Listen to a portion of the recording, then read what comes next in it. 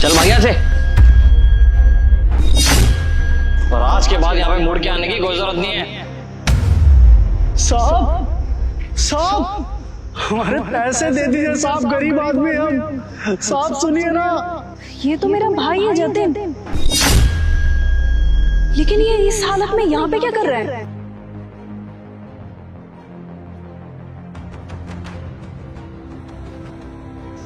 सुनो, आप पहले ग्रीन वैली में रहा करते थे ना? ग्रीन वैली में? हाँ। आपको कैसे पता? आप जानते हो क्या? नहीं नहीं, एक्चुअली मैं आपको जानती नहीं हूँ। वहाँ पे मेरी एक फ्रेंड रहा करती थी, तब मैंने शायद आपको वहाँ से आते जाते देखा है, तो इसलिए आपसे पूछ लिया कि आप पहले ग्रीन वैली में रहा करते थे ना। और शायद आपकी पूरी फैमिली भी तो वहीं रहा करती थी ना, आपके मम्मी पापा और शायद आपकी बहन भी थी। इतना बड़ा अपार्टमेंट था आपका। तो आई एम सॉरी टू से, आज आप गार्ड की ड्रेस में, आप गार्ड का काम करते हो? हाँ, वहीं रहते थे सब लोग। ठीक है मैडम, चलता हूँ मैं। देखिए भैया, आप दिखने में बहुत ज्यादा परेशान लग रहे हैं। मुझे ऐसा लग रहा है कि कोई ना कोई प्रॉब्लम तो है आपके साथ। अगर आप मेरे को बताएंगे तो क्या पता मैं आपकी कुछ हेल्प कर सकूं। नहीं मैडम, ऐसी कोई भी बात नहीं है। कई बार इंसान वक्त और हालात के हिसाब से चल नहीं पाता, इसलिए उसकी ये हालत हो जाती है, बस, और कोई बात नहीं है। और वैसे भी मैं अपनी दिक्कत परेशानी किसी और को बताना ज़रूरी नहीं समझता। चलता हूँ। देखिए भैया, आप मेरे को अपनी बड़ी बहन मान सकते हैं, और क्या पता अगर आप मेरे को अपनी प्रॉब्लम बताएंगे तो मैं उस प्रॉब्लम का कुछ सॉल्यूशन दे सकूं आपको। ये समझ के आप अपनी प्रॉब्लम मुझसे शेयर कर सकते हैं। देखिए, वैसे तो मैंने आज तक किसी को कुछ भी नहीं बताया, लेकिन मेरी एक बड़ी बहन थी, उससे मैं बहुत प्यार करता था।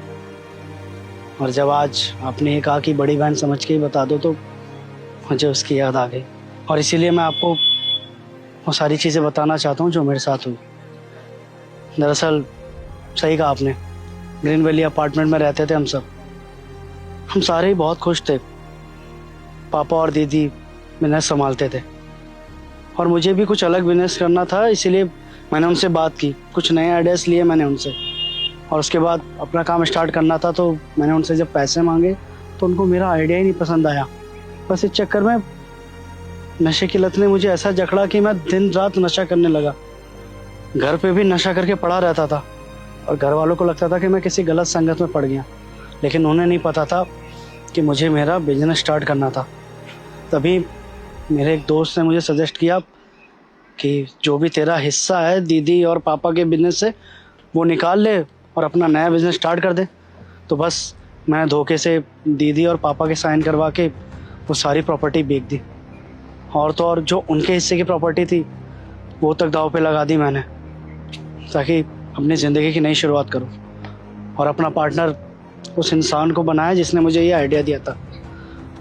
मुझे लगा कि सब कुछ ठीक हो जाएगा, तो जो कुछ भी मैंने उनका लिया है उनको सब वापस दे दूंगा, लेकिन ऐसा कुछ भी नहीं हुआ।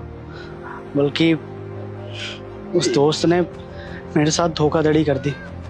रातों रात उसने बहुत बड़ा फ्रॉड किया, और उस फ्रॉड का इल्ज़ाम मेरे सर पे डाल दिया, और खुद पल्ला झाड़ के यहाँ से भाग गया, और वो सारे पैसे लेकर भी।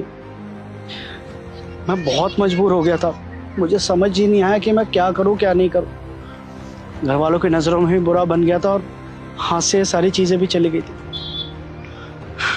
फिर क्या, जैसे तैसे करके इस शहर में आ गया, क्योंकि यहाँ पे मुझे कोई पहचानता नहीं था।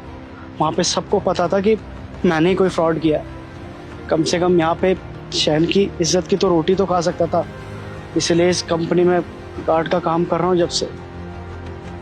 बस मैडम, यही बात है जो मैंने आज तक कभी किसी को नहीं बताई, लेकिन जब आपने बड़ी बहन होने के नाते पूछा तो बस बता दी।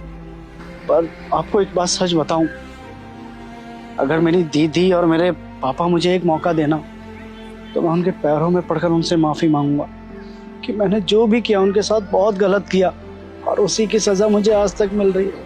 आज तक वो सज़ा भुगत रहा हूँ मैं। अच्छा, वैसे आपको लगता क्या है कि आपके दीदी और पापा आपको माफ कर देंगे? देखिए, मुझे नहीं पता कि वो मुझे माफ़ करेंगे भी या नहीं, लेकिन हाँ, माफ़ी मांगने से मेरे दिल का बोझ हल्का हो जाएगा। ठीक है, फिर अगर यही बात है तो भाई माफ किया मैंने आपको। दीदी, दीदी, दीदी माफ कर दो दीदी, मुझसे बहुत बड़ी गलती हो गई। अरे मैं बेवकूफ गधा उल्लू का पट्टा हूँ जो मैंने आपके और पापा की बात नहीं मानी। और देखिए, आप लोगों की बातें ना मानने का नतीजा ये हुआ कि मैं आज ये काम कर रहा हूँ। आपका भाई एक मामूली से सिक्योरिटी गार्ड का काम कर रहा है। ये मेरी करनी की सजा है जो मुझे मिल रही है, लेकिन आप लोगों से हाथ जोड़ के माफी मांग रहा हूँ। अपने चक्कर में मैंने आप लोगों को बर्बाद कर दिया, माफ कर दीजिए मुझे। पर भैया ये तो गलत बात है ना। जब आप मुझे, पापा को, मम्मी को, सबको एक फैमिली मानते हो, तब आपको अपनी प्रॉब्लम तो हमें बतानी चाहिए थी ना। हम तो इसी अंधविश्वास में जी रहे थे कि आपको पक्का कोई ना कोई गलत लत लग गई है, जिसकी वजह से आपने पूरी जमीन जायदाद बेच दी। और बुरी लत की वजह से आप घर पर भी नहीं आना चाहते, हमें फेस भी नहीं करना चाहते। हमें क्या पता था कि आप किस सिचुएशन में फंसे हुए हो। अगर आप हमें ये बात पहले बताते तो शायद हम आपको कुछ सॉल्यूशन दे पाते। सॉल्यूशन नहीं दे पाते तो कम से कम साथ में तो रह पाते। भैया हम फैमिली हैं, फैमिली होती किस लिए है कि अच्छे और बुरे वक्त में फैमिली साथ रह सके।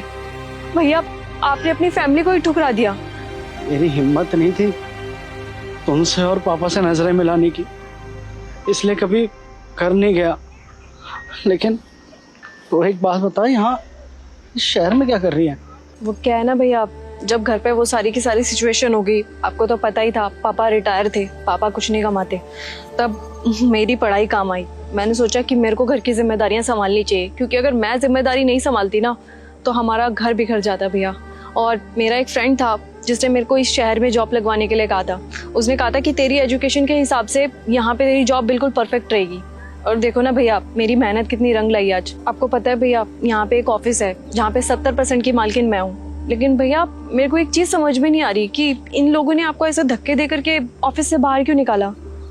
दरअसल तुझे पता तो है कि मुझे बिना एसी के रहा ही नहीं जाता, और गर्मी इतनी ज़्यादा हो रही है, तो बस मैंने जैसे तैसे पैसे इकट्ठा करके इंस्टॉलमेंट पे कूलर लिया था और वो इस कैबिन में लगवा दिया था।